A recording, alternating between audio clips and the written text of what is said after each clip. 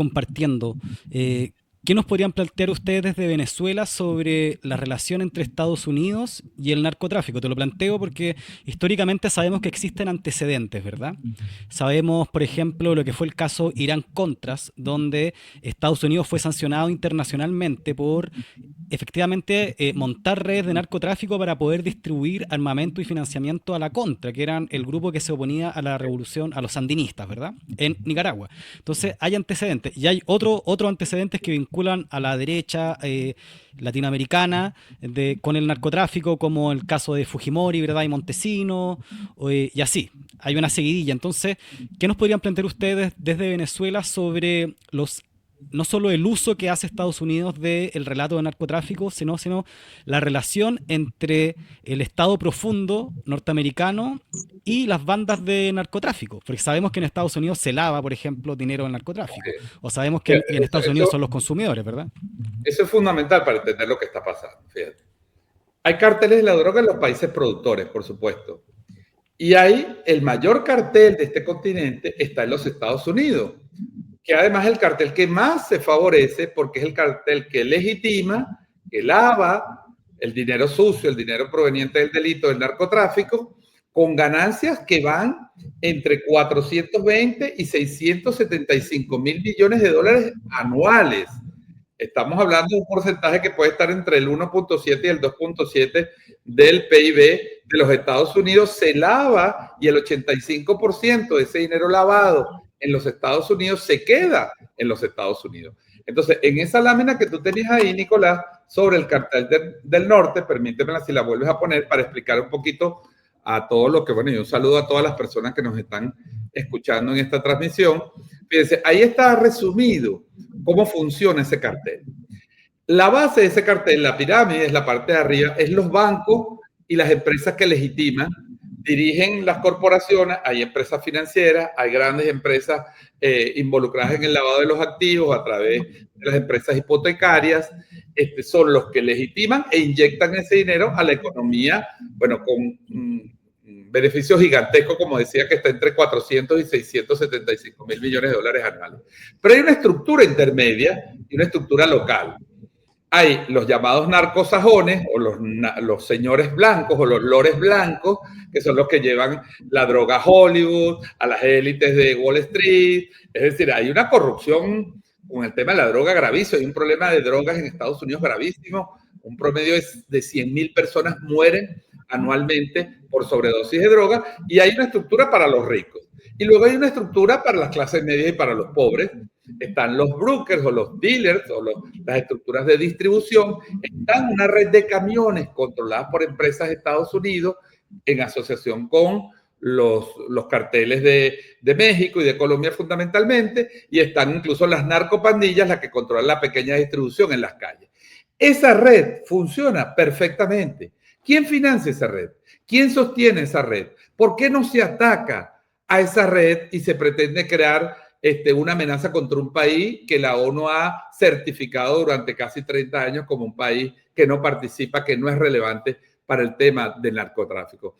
Entonces, esa famosa guerra contra las drogas, que recordemos fue lanzada a principios de los años 70 por Richard Nixon, luego tuvo un momento estelar también nuevamente de replanteamiento de esa guerra con Ronald Reagan. Recordemos la famosa extracción o captura o invasión, vamos a decir, porque en términos técnicos hubo presencia marina en Panamá para capturar a Noriega. Después que Noriega fue agente del cartel de la DEA, bueno, entonces lo sacrificaron y se lo llevaron a Estados Unidos, que es un poco el relato que están tratando de montar con Venezuela, ¿no? De que se va a dar una operación tipo Noriega. Noriega fue un agente efectivamente del narcotráfico, fue un agente de la DEA que luego fue sacrificado para justificar por el gobierno de Reagan la lucha, la guerra contra la droga. Y está este tercer momento en el cual, para ocultar el fracaso de esa política, para ocultar las muertes en Estados Unidos, ahora se intenta criminalizar un país porque hay un problema obviamente geopolítico con Venezuela, hay un problema de modelos. Nosotros no creemos en el capitalismo salvaje, nosotros creemos que los recursos de Venezuela son para el pueblo de Venezuela, creemos en la soberanía, no nos dejamos mandar por ningún imperio, no obedecemos órdenes de ningún imperio ni de ningún país poderoso en el mundo. Somos un país con una política internacional independiente y, por supuesto, somos un estorbo para la política de recolonización, de dominio de nuestro continente, para la política de disciplinamiento que se está aplicando no solo con Venezuela, porque Nicolás y Hugo, cuando se establece este dispositivo militar, se está tratando de disciplinar al Caribe entero y a la región entera. Porque Trump lo que está diciendo es, miren, yo puedo hacer con los barcos que pasen por aquí lo que me dé la gana. Yo puedo bombardear un barco si yo decido que ese barco, sin probarlo, es un barco del narcotráfico. Y además sin autorización del Congreso. O sea, puedo hacerlo porque me da la gana y luego en una fiesta de donantes conservadores o en la Casa Blanca muestro un video, me río, me burlo de personas que están siendo sacrificadas bajo un orden político que es absolutamente, que ha perdido toda lógica, que ha perdido toda razonabilidad, que ha perdido toda vinculación con la legalidad internacional y que es un gobierno forajido, un gobierno que está asesinando. Trump se ha vanagloriado de asesinar por órdenes de él al menos a 18 personas. Y eso en algún momento va a ir también a los tribunales de los Estados Unidos. Entonces, esa estructura, como decía, internacional, que repito, tiene su basamento en el funcionamiento de los carteles en los grandes países productores y tiene su funcionamiento también en los países que son exportadores de droga. En el caso del gobierno de Noboa, se estima que el 70%, creo que está en otra lámina ahí más adelante, Nicolás, el 70% de la cocaína que se incauta en el mundo, es decir, esto está dicho por la Asociación Internacional de Aduanas, el 70% de la cocaína que se incauta del mundo viene de Ecuador y proviene fundamental de una empresa cuyo propietario es la familia Noboa.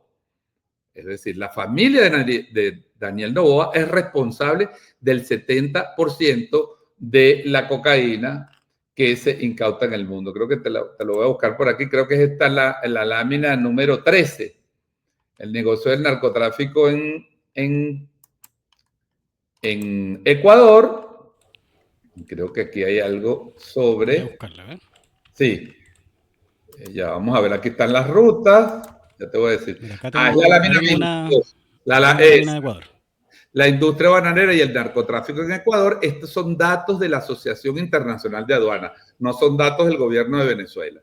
Entonces, la principal empresa exportadora de bananos es propiedad de Noboa y es la responsable de la exportación de cocaína a través del lo que llamamos en Venezuela cambures, que en otros países le llaman bananos. Entonces, estamos viviendo un mundo al revés. Estamos viviendo un mundo donde se desertifica Colombia, un país que por primera vez está luchando y enfrentando el narcotráfico. Se desertifica Venezuela, se criminaliza y se amenaza militarmente Venezuela, un país que le ha tumbado 402 aeronaves al narcotráfico, que ha capturado más de 20 capos internacionales y los ha enviado a Colombia, a Europa, a Estados Unidos. Nosotros hemos, porque Venezuela sí, por supuesto, por la vecindad con Colombia.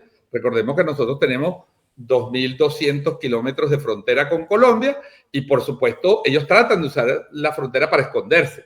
Bueno, nosotros hemos capturado capos de Francia, de Bélgica, de Estados Unidos, de Colombia, de México, o hemos capturado a socios de ellos en nuestro país y la hemos enviado cumpliendo la legalidad internacional a los países donde están siendo perseguidos por la justicia. Entonces, bueno, es ciertamente una situación absurda, es una situación que no tiene parangón en nuestro continente, que forma parte, te decía Hugo, Nicolás, de una política de recolonización a lo macho, a lo bravo, es decir, el cowboy que llega al patio trasero a poner orden con las armas.